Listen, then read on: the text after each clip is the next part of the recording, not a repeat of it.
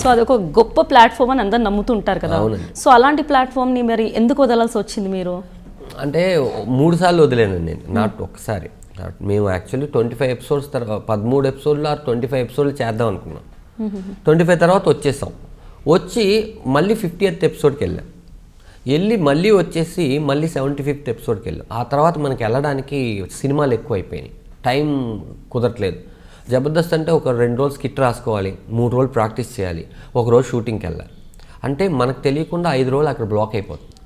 వీరి షూటింగ్ ఏంటంటే మనకి అందరు కాంబినేషన్, రోజా గారు, నాగబాబు గారు, రష్మి, అనసూయ, మిగతా కంటెస్టెంట్లు ఇచ్చిన డేట్ రోజు నేను ఇవ్వను అంటే కుదరదు అది. అందుకని నాకు కంఫర్ట్ అంటే జబర్దస్త్ వదిలేసినందుకు ఇప్పటికీ నేను బాధపడుతూ ఉంటాను. కానీ మళ్ళీ అది మా అమ్మే కదా, ఎప్పుడైనా వెళ్ళొచ్చులే. సో మళ్ళీ వెళ్ళే ఛాన్స్ ఉందా? ఉండదు, డెఫినెట్గా వెళ్తాం. సో మీ ఫ్రెండ్స్ వేణు, చెమ్మక్ చంద్ర కదా, మీరు చాలా క్లోజ్గా ఉంటారు. సో వాళ్ళ గురించి ఏం చెప్తారు?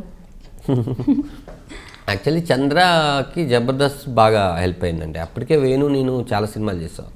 అప్పటికి పిల్ల జమీదార్ కూడా అయిపోయింది నాకు. ధనరాజ్ అంటే జనాలకు తెలుసు. వేణు కూడా మొన్న ఇవన్నీ కూడా అయిపోయినాయి.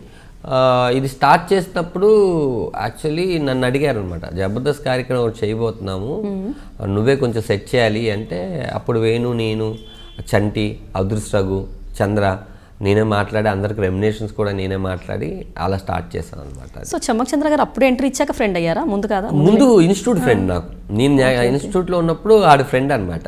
కానీ చంద్ర యాక్టర్గా ఏ సినిమాలు చేయలేదు, ఎక్కడ లేదు. అప్పుడు మేము చేసేసాం. వేణు జై అనే సినిమాలో వేణు నాకు పరిచయం అయ్యాడు. అక్కడే చంద్ర కూడా వేణుకు పరిచయం అయ్యాడు. నాకు చంద్ర అంతకుముందే తెలుసు. అట్లా మేము కామన్ ఫ్రెండ్స్, ఇప్పుడు బెస్ట్ ఫ్రెండ్స్ అయ్యాం అన్నమాట. స్టిల్ అందరు టచ్లో ఉన్నారా? మాకు ఒక గ్రూప్ ఉందండి, అందరం టచ్లో. సో మెయింటైన్ చేస్తారా ఇప్పుడు? అంటే అందరూ ఏమైపోయిందంటే, ఇది వేణు ఇల్లు, ఇది చంద్రది, ఇది నాది, అలా కుదిరిందండి. సో భలే కలిసి వచ్చిందనమాట, అందరు టచ్లో ఉంటారు. మరి మేమే ఫ్రెండ్స్ కాకుండా మా మిస్సెస్, వేణు వాళ్ళ మిస్సెస్, చంద్ర వాళ్ళ మిస్సెస్, వీళ్ళు కూడా friends. So families get together, openings, అంటే ఎక్కువ షూటింగ్స్ వల్ల మేము ఎక్కువ కలుస్తూ ఉంటాము. వీళ్ళు ఏ సండేనో పిల్లల్ని ఎక్కడికైనా ఇన్నార్బెట్కి తీసుకెళ్ళినప్పుడు, సినిమాకి వెళ్దాం ఏదైనా ప్లాన్ వేసుకున్నప్పుడు అట్లా కలుసు. సో బిగ్ బాస్ కంటెస్టెంట్స్లో ఎవరు మీకు ఎక్కువ నచ్చిన వాళ్ళు? ఒక్కరి పేరు చెప్పండి. శివబాలాజీ, ఆదర్శ్. శివబాలాజీ. సో శివబాలాజీ గారు ఎందుకు గెలిచారు? హరితేజ్ గారు గెలుస్తారని చాలా మంది అనుకున్నారు కదా, ఎనీ రీజన్? లేదండి, శివబాలాజీ గెలుస్తాడు కన్నా నేను అనుకుంది ఆదర్శ్ గెలుస్తాడని. ఎందుకంటే ఆదర్శ్ ఒక 5 ఎపిసోడ్స్, 5 days 10 days నేను ట్రావెల్ చేసిన తర్వాత ఆదర్శ్ మారుతూ కనిపించాడు అనమాట. అంటే నా మార్పు సేమ్, తనకి ఒక కిడ్ ఉన్నాడు, నాకు ఒక కిడ్ పుడుతున్నాడు, మా ఇద్దరు వేవ్ లెన్స్ బాగా కలిసినాయి అక్కడ. అలా మేము ఎక్కువ ట్రావెల్ అయ్యాం. ఇలా ట్రావెల్ అవుతున్న టైంలో శివబాలాజీ గెలవడానికి లాస్ట్ రీజన్ ఏంటని అనలైజ్ చేసుకుంటే, శివబాలాజీ స్టార్టింగ్ రోజు నుంచి ఎలా ఉన్నాడో అదే హైపర్, అదే టెంపరు, ఒక బిగ్ బాస్ కోసం ఏం మారడం ఏంటి, అది జనాలకు బాగా నచ్చేసింది అనమాట. అతను ఎలా ఉన్నాడో అలా ఉన్నాడు. హరితేజ ఏంటి అంటే, హరితేజ కూడా అంటే రన్నరప్ పెద్ద 5గురిలో ఉంది కదండి. తను కూడా విన్నర్ అనేది ఒక 2-3 ఓట్లతోనే తేడాతో అయిపోయారు. అందులో లాస్ట్ ఫైనల్ వరకు 70 days ఉన్న గ్రేట్ అసలు. సో ఈ ఫిలిం ఇండస్ట్రీలోకి ఎంటర్ అవ్వాలి అంటే ఒక గాడ్ ఫాదర్ ఉండాలి, అవకాశాలు రావడం అంత ఈజీ కాదు అంటారు. సో మీకు అంత ఈజీగా వచ్చేసిందా, లేదా మీ గాడ్ ఫాదర్ ఎవరైనా ఉన్నారా మీ వెనక? ఎక్కడ ఈజీగా వచ్చిందంటే, నేను వచ్చే ఊరు నుంచి వచ్చేసిన తర్వాత నాకు 4 years పట్టింది కదా. ఈ 4 years మీరు తట్టుకొని ఉండే టైం, మీరు 4 years తట్టుకొని ఉన్నాను కాబట్టి 50 years నుంచి నేను సక్సెస్ అయ్యాను.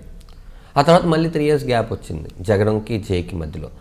ఎవరికైనా సరే కొత్త వాళ్ళు ఏంటంటే అక్కడ ఒక మిస్టేక్ అయిపోతుంది అనమాట. వచ్చి రాగానే హీరో అయిపోదాం, లేకపోతే వచ్చి రాగానే కమెడియన్ అయిపోదాం, వచ్చి రాగానే కుదరదండి. అది కరెక్ట్గా వచ్చే టైంకి వెళ్ళిపోతారు. గాడ్ ఫాదర్ అనేది ఏంటంటే మన టాలెంట్, మన సహనం. మీరు సహనంతో ఉంటే ఏదో ఒక రోజు ఏదైనా సాధించవచ్చు. అప్పుడు లేని ఆపర్చునిటీ ఇప్పుడు చాలా ఉందండి. ఇప్పుడు జబర్దస్త్కి వచ్చేసి తక్కువ సినిమాలు చేసేస్తారు, మాకు అప్పుడు లేదు. యూట్యూబ్లో ఒక వీడియో పెట్టేసుకొని వాళ్ళు ఏం చూపించాలనుకుంటున్నారు ఆడిషను జనాలకు చూపించేసి, ఇది పలానోడు కదా, బాగా చేశాడు కదా అని జనాలకు ముందు తెలిసిపోతే ఆర్టిస్టులు, డైరెక్టర్లు కూడా ఈ అబ్బాయి బాగా చేశాడే అని చెప్పి పిలుస్తున్నారు. మాకు అప్పుడు ఆ ఛాన్స్ లేదు కదా. ఇప్పుడు ఇంకా ఎక్కువ ఛాన్స్ ఉంది. ఇప్పుడు కొన్ని వెబ్ సిరీస్ వచ్చేసినాయి, వెబ్ సిరీస్లో యాక్ట్ చేస్తున్నారు, కొన్ని కామెడీ స్కిట్స్ చేస్తున్నారు. వీళ్ళందరూ కూడా సినిమాలు చేస్తూ బిజీగా ఉన్నారు. కాకపోతే తెలుగు ఇండస్ట్రీలో మనం ఆనందించాల్సిన విషయం ఏంటంటే, ఎంతమంది వచ్చినా ఇక్కడ ఒక ప్లేస్ ఉంది. ఇది ఒక పుష్పక విమానం అనమాట.